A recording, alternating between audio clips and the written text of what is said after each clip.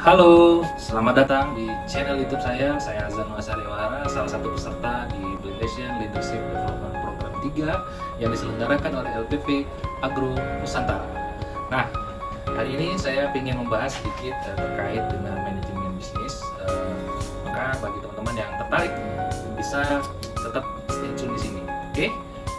Manajemen itu kata dasarnya adalah proses perencanaan, pengorganisasian, gerakan, mengarahkan serta mengontrol aktivitas organisasi agar tujuan organisasi dapat tercapai. Nah, usaha perkebunan adalah usaha yang meliputi kebun dan pabrik yang bekerja sesuai dengan sistem yang baku sehingga membentuk suatu komunitas dan berinteraksi dengan lingkungan sekitar perkebunan.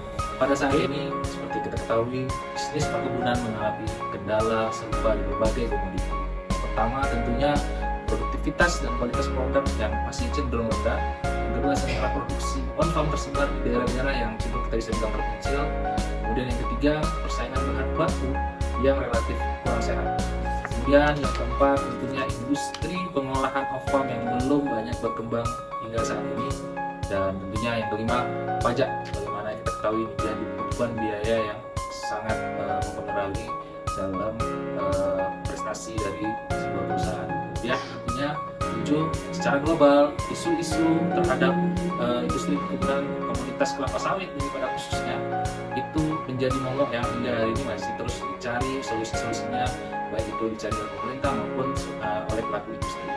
Berbagai permasalahan tersebut diperlukan sebuah sistem perencanaan dan pengendalian manajemen atau yang biasa kita bilang SPPM, di mana hal tersebut merupakan suatu sistem terintegrasi antara perencanaan, proses strategi, penganggaran, pencatatan akuntansi, pertanggungjawaban dalam menjalankan organisasi agar perusahaan dapat mencapai tujuan secara efektif dan juga. Namun di samping dalam perumusan perencanaan strategi tersebut juga diperlukan decision making dan problem solving agar strategi perencanaan tersebut dapat menjadi game changer yang dapat menyelesaikan permasalahan yang ada saat ini.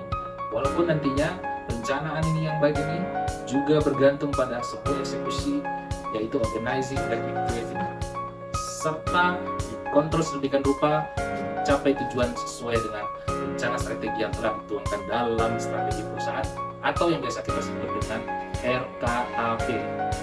Jadi teman-teman, sekarang saya agak merucut sedikit pada yang namanya decision making.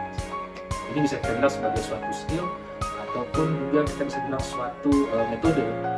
Jadi kalau definisinya itu adalah suatu proses memilih alternatif terbaik dari serangkaian alternatif keputusan untuk mendapatkan hasil yang diinginkan, di mana serangkaian tahapan dilakukan dalam mengidentifikasi masalah, memilih suatu alternatif dan mengevaluasi keputusan dari informasi atau data yang diperoleh dari berbagai sumber. Nah, teman-teman, decision making ini sendiri terdapat 3.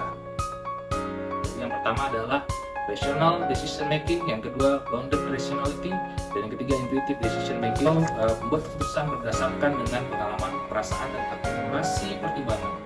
Nah, di sini saya rasa salah satu best choice dalam decision making, di mana keputusan itu memang kita apabila sudah memiliki pengalaman itu lebih baik, ya kan, walaupun kadang perasaan itu memainkan peran yang memang tidak banyak, namun itu diperlukan, serta akumulasi pertimbangan menggunakan data-data yang akurat itu akan menghasilkan sebuah decision making yang sangat-sangat wise.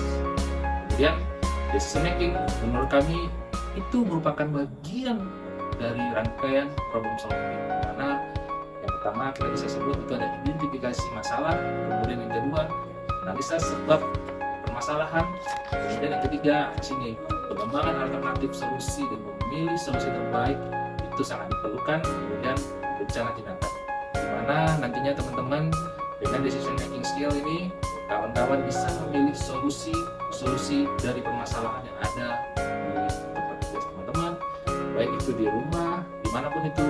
Dengan metode ini saya bisa pastikan teman-teman akan mendapatkan solusi yang solutif, bukan solusi yang menambah masalah. Oke teman-teman, demikian dari saya untuk penjelasan terkait manajemen bisnis. Kalau saudara-saudara tertarik, silakan di subscribe. Tapi kalau tidak, saya mohon maaf. Salam sehat, salam kuat, salam 5.